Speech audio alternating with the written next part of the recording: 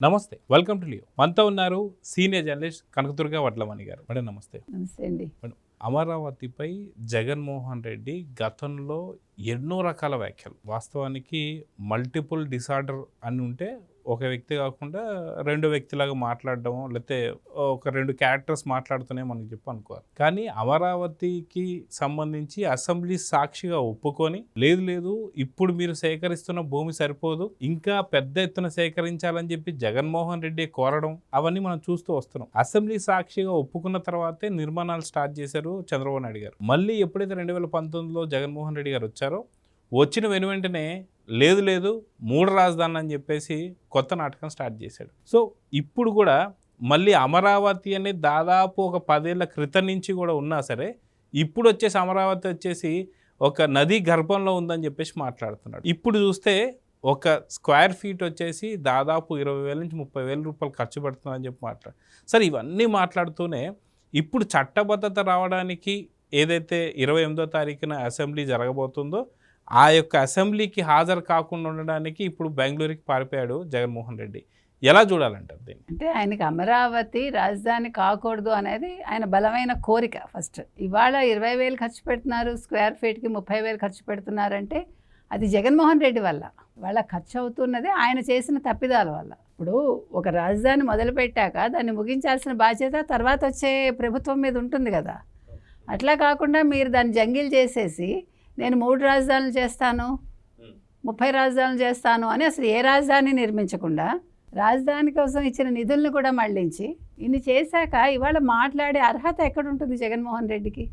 ఇవాళ శ్రీమోహం పెట్టుకుని మాట్లాడుతున్నాడు. ఇవాళ మోదీ గారు క్లియర్గా చంద్రబాబు నాయుడు గారు అడిగారు, మాకు రాజధానికి చట్టబద్ధత కావాలి, మీరు లోక్సభలో చేయించండి. ఎందుకు అడగాల్సి వచ్చింది? ఇలాంటి పనికిమాలిన జగన్మోహన్ రెడ్డి లాంటి వాళ్ళు ఉంటే వాళ్ళు ఏం చేస్తారు? ఇంత ఖర్చు పెట్టి ఒక రాజధాని నిర్మించాక రేపొద్దున తుగ్లక్ లాగా ఇది కాదు, మళ్ళా నేను వైజాగ్ వెళ్తాను అంటాడు. ఇక్కడ ఇన్ని కోట్లు బూడిదలో పోసిన పన్నీర్ అయిపోతుంది.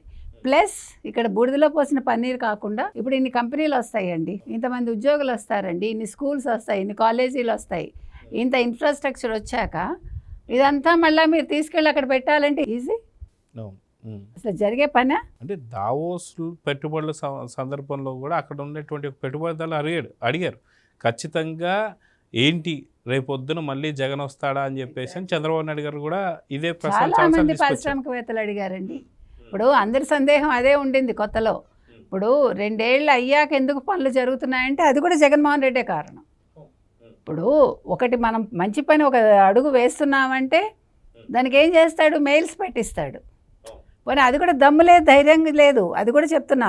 ఇప్పుడు ధైర్యంగా ఎస్ నేను దీన్ని వ్యతిరేకిస్తున్నాను, మీరు పెట్టకండి అని ఒక లెటర్ రాశానని చెప్పమానండి ధైర్యంగా, ఒక ప్రెస్ మీట్ పెట్టి. లేదు, సొంత జగన్మోహన్ రెడ్డి మెయిల్ ఐడి నుంచి పెట్టచ్చు కదా. ధైర్యం ఉంటుంది. అది నేను అడుగుతున్నా. ఇప్పుడు నీకు వెన్నెముక లేదు, ఒక రాష్ట్రానికి ఒక వెన్నెముకలాగా ఒక రాజధాని తీసుకొస్తామంటే ఎందుకు వద్దంటావు? నువ్వు చెయ్యవు, ఎదరవాడు చేస్తే భరించలేవు. నిన్న కూడా అన్నీ కూడా క్రెడిట్ చోరీ అని మాట్లాడుతున్నాడు.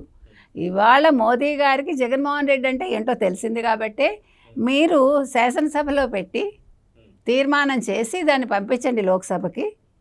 మేము తప్పకుండా ఇక్కడ తీర్మానం ప్రవేశపెట్టి మేము చట్టబద్ధత కల్పిస్తామని ఆయన చెప్పారు. అందుకని రేపు ప్రత్యేకంగా అసెంబ్లీ పెడుతున్నారు. అందుకని రేపు ప్రత్యేకంగా అసెంబ్లీ పెట్టి రేపు తీర్మానం చేస్తారు. నువ్వు ప్రతిపక్ష నేత కావాలి, నేను ప్రతిపక్ష నేత హోదా కావాలి అన్నావు కదా, నువ్వేం చేసి ఉండాలి? రేపు నేను వస్తాను, ఇది నా బాధ్యత, మనకు ఒక రాజధాని ఉండాలి తెలుగు వాళ్ళకి, ఆంధ్రప్రదేశ్కి, నేను ఇవన్నీ కూడా పక్కకు పెడుతున్నాను, నేను మీకు ఏమంటారు నా అభిమతం తెలుపుతున్నాను, నేను ఆమోదం తెలుపుతున్నాను అనాలా? పారిపోయి ఎలహంకలో పడుకుంటావా? అంటే రావడం లేదు అంటేనే వ్యతిరేకిస్తున్నట్టు అని చెప్పి అనుకోవచ్చుగా. ఇంకా కొత్తగా వ్యతిరేకత ఏముందండి? బతుకున్నంతకాలం వ్యతిరేకత ఆయనకి. ఇప్పుడు మనిషి మారడు. నేను తెచ్చాను, నేను చేశాను, నేను పెట్టాను, ఇది నాది అని తప్ప ఈ రాష్ట్రం ప్రజలది, ఇది మనది, మనం చేశాము అని ఏ రోజైనా అన్నాడా? అంటాడా? నాకు ఇంకొక డౌట్ కూడా వస్తుందండి. ఏంటంటే గతంలో తను అమరావతి రాజధాని కాదు 3 రాజధానులు అని చెప్పేసి అని అటు వైజాగ్ కావచ్చు, కర్నూలు కావచ్చు, ఇటు అమరావతి కావచ్చు, ఇవన్నీ మాట్లాడు. రేపొద్దున చట్టబద్ధత చంద్రబాబు నాయుడు గారు తీసుకొచ్చేసి ఇది చట్టబద్ధత అయిపోతే మళ్ళీ లేదు నేనే తెచ్చానంటాడు. నేను అనుకున్న 3 రాజధానులు అమరావతి కూడా ఉంది కదా, సో అమరావతి గురించి నేను కూడా మాట్లాడాను, అమిత్ షా గారి చెవులో మాట్లాడాను అని చెప్పి కూడా మాట్లాడవచ్చు, లేదంటే మోడీ గారి కల్లో వచ్చానని చెప్పి చెప్తాడా అంటే ఏమంటారు? ఇంకా డౌటే అక్కర్లే. మళ్ళీ ఈ క్రెడిట్ కూడా నాదే అంటాడు, క్రెడిట్ చోరీ అంటాడు. అసలు అమరావతి కావాలంటే మీరు చూసుకోండి, మా సజ్జలు కూడా ఒప్పుకున్నాడు, మొన్న మధ్యన ఒప్పుకున్నాడనే అంటాడు ఆయన. ఎందుకంటే వీళ్ళు ఎలాగైనా నరం లేని నాలుక ఎలాగైనా మాట్లాడుతుంది, జగన్మోహన్ రెడ్డి ఎలాగైనా మాట్లాడగలడు. ప్రెస్ మీట్ పెట్టి చెప్పడానికి ఏం పోయింది? అమరావతికి చట్టబద్ధత వచ్చాక ఆయన ఖచ్చితంగా ఒక ప్రెస్ మీట్ పెడతారు, పెట్టి ఇది నేనే తీసుకొచ్చాను, యాక్చువల్గా నేను వ్యతిరేకించలేదు, నేను వ్యతిరేకించానని ప్రచారం చేశారన్నా కూడా మీరు ఆశ్చర్యపోరు. నదీ గర్భం అని నేను అనలేదు, నదీ గర్భంలో ఉంటే మంచిదన్నానని కూడా చెప్తాడు. ఇక్కడంతా చుట్టూ నీళ్లున్నాయి మునిగిపోతుందని నేను అనలేదు అని కూడా అంటాడు. ఇప్పుడు ఆయన ఏదైతే చెప్పారో దాన్ని నేను అనలేదు అని ఖండించకపోతే ఆయన జగన్మోహన్ రెడ్డి కారండి.